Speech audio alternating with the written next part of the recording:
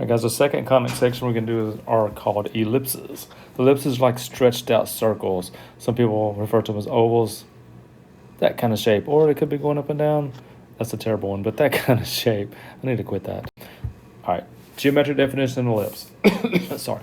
An ellipse is a set of all points in a plane, such that the sum of whose distances from two fixed points, F1, F2, they're called the foci.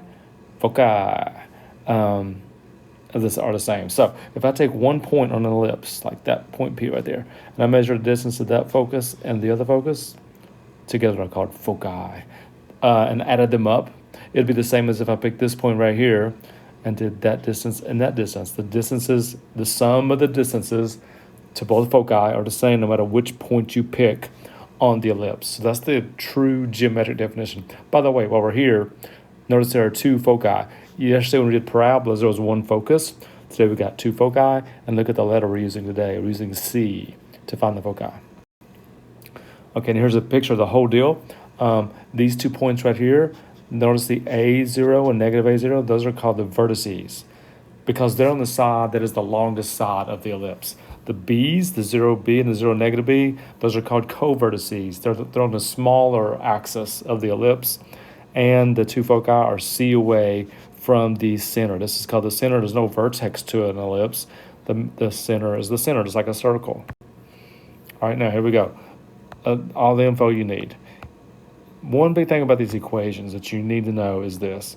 The a squared, notice it's going to look like x squared over a squared plus y squared over b squared equals 1. This is huge. The a is the bigger number. So the a, wherever the a appears, that's going to be called the major axis. You know, the word for it's down here. And the length of it is 2a. So you're going to take the square root of a squared and double it, and that's how long the major axis is. In this case, the horizontal axis, because it's underneath the x. If it's underneath the x, the major axis is the x-axis. If it's underneath the y, like over here on the other side, over here, it's underneath the y becomes the major axis.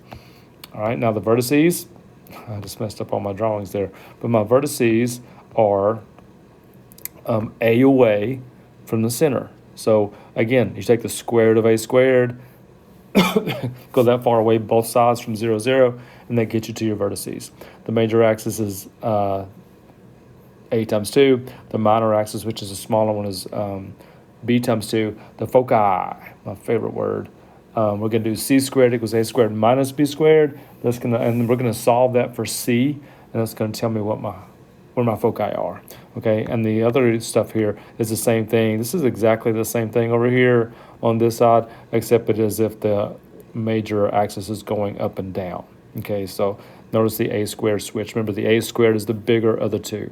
All right, let's look at one here. It says an ellipse has the equation x squared over 9 plus y squared over 4 is 1. Find the foci, the vertices, and the lengths of the major and minor axis, and sketch the graph. Okay, I'm going to sketch the graph first. The center is 0, 0. Look underneath my x squared is a 9. That means I'm going to go 3 to the right, 3 to the left. Underneath my y squared is a 4. Take the square root, go up 2, down 2.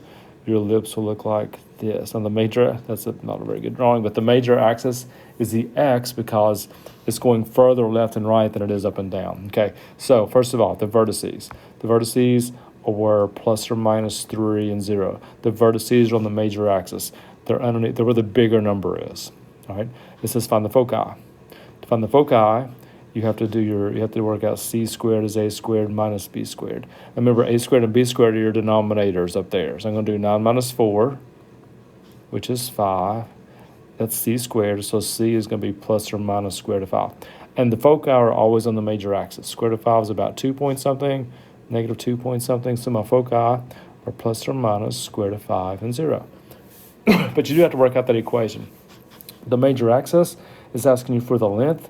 Notice here I went right 3 and left 3, so I went 6. The minor axis is asking you the length of the minor axis. Notice I went up 2, down 2, so I went 4. Or otherwise 2a and also 2b. All right, this one says find the foci of this ellipse and sketch this graph.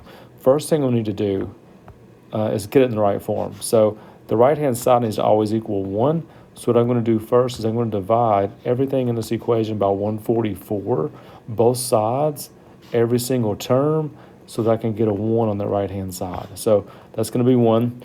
16 just happens to go into 144 9 times, and 9 just happens to go on 144 16 times. Okay, so what I know about this one is the y is the major axis because that's where the bigger number is. So if I'm going to sketch it, I'm going to go 3 on the x-axis, 4 on the y-axis because that is the numbers in my denominator, square roots of them. But all what they asked me here is what the foci were. So to find the foci, again, you do c squared is a squared minus b squared. This time a squared is your denominator under y, so I'm going 16 minus 9, that's 7. So c is plus or minus the square root of 7. Now your foci are always on your major axis. Again, this time the major axis was the y, because that's where the a squared is, which is the bigger number. So your foci would be located on the major axis, so it's 0 plus or minus the square root of 7. If the x would have been the major axis, it would have been plus or minus the square root of 7 and 0. All right, the vertices and ellipse are plus or minus 4, 0. I'm going to plot those. And those are the vertices, which tells me the vertices are on the x-axis, which tells me the vertices, the x-axis is the major axis, because that's what the vertices are. Also tells me this. I know it's going to be x squared over 16 plus y squared over something equals 1. All right, now, the something I don't know, but what they did tell me is they told me this right here. They told me that the foci are negative plus or minus 2, 0. And remember, the foci are c away. So that means c squared is going to be 4. And don't forget what c squared equals. C squared is always a squared minus b squared. Now, that's a squared. I know 16 is a squared, and I also know c squared is 4. So if I do 4 equals 16 minus b squared, I can just tell by looking right there, b squared is going to be 12. And I don't even need b. Well, in a second, but really all I need to get my equation, because it said find this equation, b squared is what goes in the equation. So let's go put 12 right there. Okay, now, this says sketch the graph. The square root of 12 is like 3 point something. So I'm going to go up 3 point something, down 3 point something. And my ellipse is going to look like, that's one of the worst ellipses I've ever drawn. But that's the general shape of it. All right, last word of the day is called eccentricity. Eccentricity is basically, well, let's do this first. The way you find eccentricity, I'll tell you what it is in just a second. The way you find eccentricity is you put c over a. That's all you do. And don't forget how we find c. C squared is a squared minus b squared, so c ends up being the square root of a squared minus b squared. Basically, the eccentricity is how stretched out the ellipse is. I put some pictures down here with their eccentricity so you can kind of see what I'm talking about. Eccentricity of 0.1, that's very small eccentricity, is almost a perfect circle. Look what happens as the e gets bigger. As e gets to 0.5, you can see it spreading out. E is 0.68. E is 0.86. All right, it really gets spread out. Now, E is always, if you notice up here in the definition again, E is going to be less than 1. But the closer it is to 1, the more stretched out the ellipse is. The closer it is to 0, the more circular it is. I think that's a good word. Okay, we got one more slide.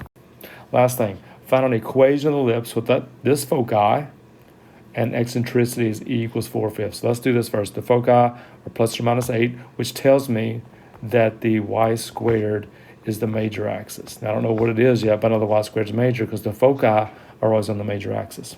Now, remember, E right here, E equals C over A. Now, I know what C is, all right? C is 8, plus or minus 8. So I'm going to put this, I'm going to go 8 over A is going to equal 4/5. All right, so what I know, just looking at that right there, is that just got cut in half, which means that's got to be cut in half, which means A's got to be 10. Again, A has to be 10, just looking at that proportion. And if A is 10, remember A squared is what goes in your equation. So I'm going to take, if A is 10, I'm going to square it and put 100 up here. Now, to find the Y, let's go back into our thing. C squared is always A squared minus B squared. All right, C squared is 64 because C is 8. A squared is 100, which I just put in the equation, minus B squared. I made one mistake. I don't know if you caught that. It'd be rule 5 if you did. The foci are on the major axis. That's the mistake I made. The foci are on the y-axis, which means that 100 should have been right here. Sorry about that. Okay, now, just looking at this equation, what do you subtract from 100 to get 64? You subtract 36. And B squared is what goes in your equation. So I'm going to put that 36 right up there in the equation. So there's the first answer. There's the equation. Now it says sketch the graph. So I'm going to go 6 on my x-axis and -6. I'm going to go 10 on my y-axis, and -10 is going to be a big ellipse. So it's going to look like this. Trying to draw one good one before the video's over. That's the best one I got. All right, so not bad. It's quite a bit of info in one day. Go back and watch some of it again if you need to, and we'll work on it tomorrow. Not a bad day, though. We'll see you then.